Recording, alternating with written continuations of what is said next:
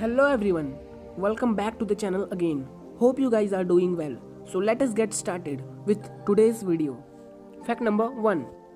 दोस्तों, एजुकेशन आज के टाइम पे कितना इम्पोर्टेंट है ये तो हम सभी जानते हैं, लेकिन क्या आपको ये पता है कि इंडिया का सबसे एजुकेटेड पर्सन कौन है?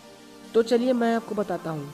इंडिया का most educated and qualified person है श्रीकांत जिचकार जी, जो IAS और IPS तो क्वालिफाइड है ही, साथ ही उनके पास डॉक्टर और एडवोकेट जैसी 20 बड़ी डिग्रियां हैं जो उन्होंने 40 यूनिवर्सिटीज़ से एग्ज़ाम दिला करके अचीव किया है। महज 26 वर्ष की उम्र में ही श्रीकांत जिचकार जी को MLA चुन लिया गया था।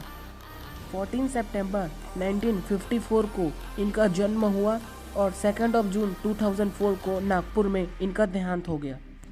Fact number 2। दोस्तों, इस इमेज को देख के आपके माइंड में कुछ आया क्या?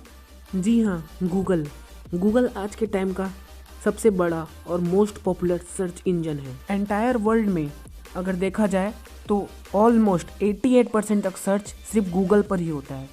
इसे लैरी पेज और सर्जिन ब्रिन के द्वारा 4 सितंबर 1998 को बनाया गया। खैर, ये सभी बात तो बहुत से लोगों को पता ही होगा, लेकिन मेरा क्वेश्चन कुछ दूसरा है। क्या आपको ये पता है कि गूगल का नाम गूगल कैसे पड़ा? चलिए मैं आपको बताता हूँ। देखिए, गूगल का नाम गूगल एक मिस स्पेलिंग के चलते पड़ा। इसका नाम रखा जा रहा था GOOGL गूगल, लेकिन कुछ मिस स्पेलिंग के चलते इसका नाम GOOGLE हो गया, जैसा कि आप गूगल के इस आर्टिकल में देख सकते हैं। Fact number 3। दोस्तों, क्रिकेट ये हमारे इंडिया में कितना पॉपुलर है ये बात तो हम सभी जानते हैं। हमारे इंडिया में मोस्ट ऑफ द पीपल का इंटरेस्ट क्रिकेट में है। क्रिकेट के बारे में तो यह भी कहा जाता है कि भले ही इसका जन्म इंग्लैंड में हुआ हो, लेकिन पालन पोषण इंडिया में ही हुआ है। लेकिन क्या आपको ये बात पता है कि जापान, अमेरिका, चीन जैसे बड़े और डेवलप्ड कंट्रीज़ के इंटरनेशनल क्रिकेट टीम क्यों नहीं है?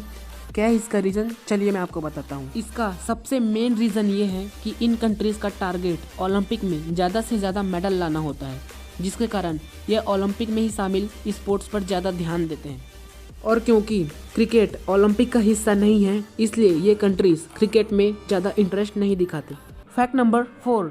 दोस्तों, वॉमिटिंग, उल्टी एक लिमिट से ज़्यादा खाना खा लेने पर या स्वास्थ्य ठीक ना हो तो वॉमिटिंग होती है। अगर मैं आपसे पूछूं कि क्या आपने कभी किसी की वॉमिटिंग को खाया या पिया है, तो आप में से सभी लोगों का जवाब होगा ना, पागल हो गए क्या, वॉमिटिंग को कौन खाता है। लेकिन मैं आपको बता दूं कि आप में से मोस्ट ऑफ द पीपल ने वॉमिटिंग को खाया या पिया है। कैसे? मैं आपको बताता हूँ। जिन लोगों ने भी हनी, शहद को खाया या पिया है, उन लोगों ने मधुमक्खी की वॉमिटिंग को खाया या पिया है। जी हाँ दोस्तों, आप लोगों ने बिल्कुल सही सुना। मधुमक्खी जब फूल का रस को चूसती है तो उसे अपने पेट में रखे रहती है, और जब वो वापस अपने छत्ते पे पहुँचती है तो उसे उल्टी के थ्रू ही बाहर निकालती है, और फिर ये बाहर निकाला गया हनी धीरे धीरे समय के साथ मीठा होते जाता है। इसी कारण कहा जाता है कि छत्ता जितना पुराना होता है उसका हनी उतना ही मीठा होता है। और हाँ, एक और फैक्ट बता दूं कि नेचुरल हनी कभी भी ख़राब नहीं होता। इस हनी के बहुत से यूजेस हैं। इसे मेडिसिन के रूप में, मोटापा कम करने में और भी बहुत सारे डिशेस में इसका यूज़ किया जाता है। तो ये मत सोचिए कि ये एक उल्टी है, इसे खाइए और सबको खिलाइए। Fact number 5। दोस्तों, PPE किट।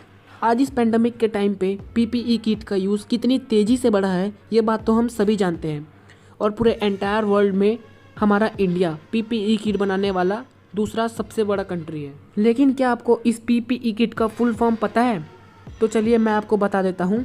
इस PPE किट का फुल फॉर्म होता है personal protection equipment. Thank you guys, thank you for watching. मिलते हैं फिर किसी नेक्स्ट फैक्ट में, तब तक के लिए जय हिंद, वंदे मातरम।